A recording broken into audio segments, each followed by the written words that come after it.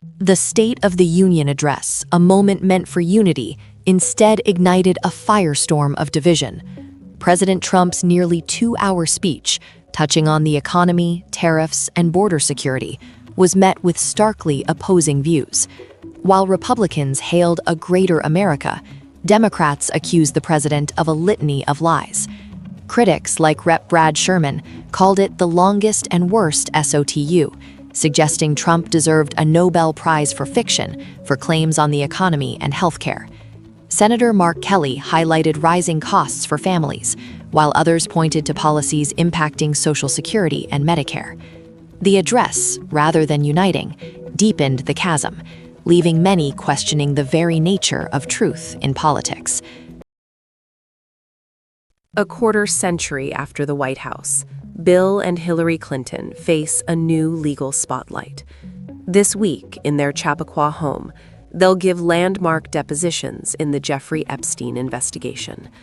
After months of resistance, calling it a political plot, they agreed to testify under oath, avoiding a contempt vote. Hillary appears Thursday, Bill on Friday. Chairman James Comer insists, "No one is accusing the Clintons of any wrongdoing. We just have a lot of questions." Bill Clinton's past flights on Epstein's plane and photos raise eyebrows, while Hillary maintains she never met him. These closed-door sessions, videotaped and transcribed, promise to be intense. The world watches as the Clintons confront the lingering shadows of the Epstein saga. Imagine serving your country, becoming an elite fighter pilot, only to face charges of betraying that trust. That's the stark reality for Gerald Eddie Brown Jr., a decorated former U.S. Air Force F-35 instructor known as Runner. He was recently arrested in Indiana, accused of a grave breach, illegally training Chinese military pilots. Authorities allege Brown, without proper authorization, provided crucial combat aircraft expertise to the People's Liberation Army Air Force. He reportedly traveled to China in December and returned early this February, with his initial court appearance set for February 26th. This isn't just a legal misstep, it's a profound national security concern. Officials warn that foreign adversaries continue to exploit the knowledge of our former service members. This case underscores the relentless efforts to protect America's military advantages and hold accountable anyone who compromises our nation's defense. A dangerous new chapter unfolds between Pakistan and Afghanistan.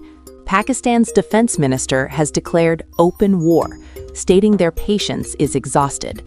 This follows a series of escalating cross-border strikes, with Pakistan targeting alleged militant facilities in Afghanistan, including Kabul, and Afghanistan retaliating.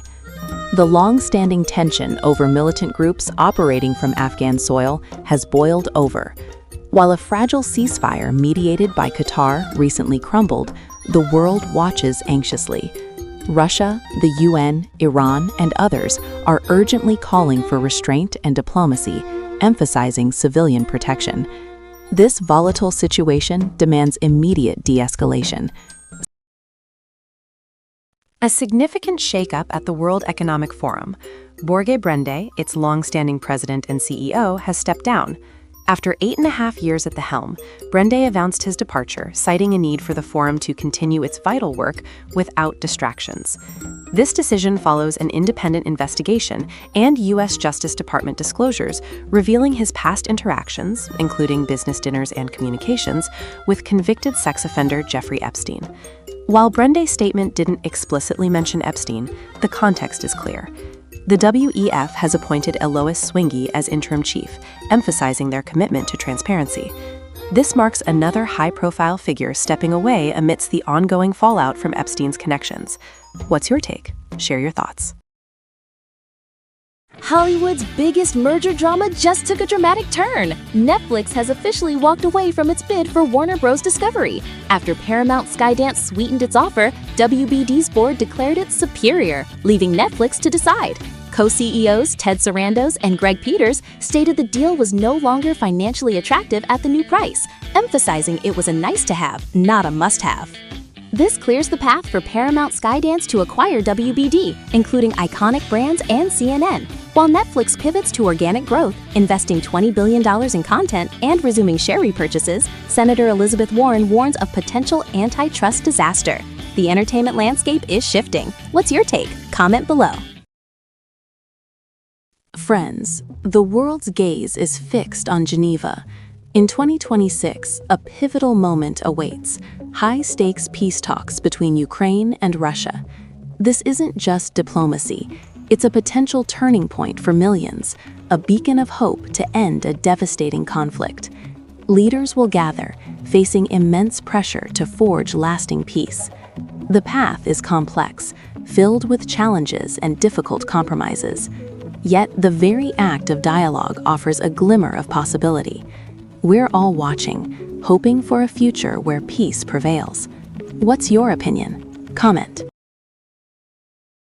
The air in the Middle East is thick with tension. President Trump, while stating he doesn't want war with Iran, warns that sometimes you have to. No final decision has been made, but frustration mounts over Iran's nuclear program. They cannot have nuclear weapons, Trump insists. Amidst these warnings, the USS Gerald Ford aircraft carrier has arrived off Israel's coast, and the U.S. Embassy in Jerusalem has authorized non-emergency personnel to leave. Diplomatic efforts continue, with Omani Foreign Minister al-Busaidi meeting U.S. officials to avert conflict, though recent talks failed. Secretary Rubio is also headed to Israel. The path ahead remains uncertain. Like and share this update.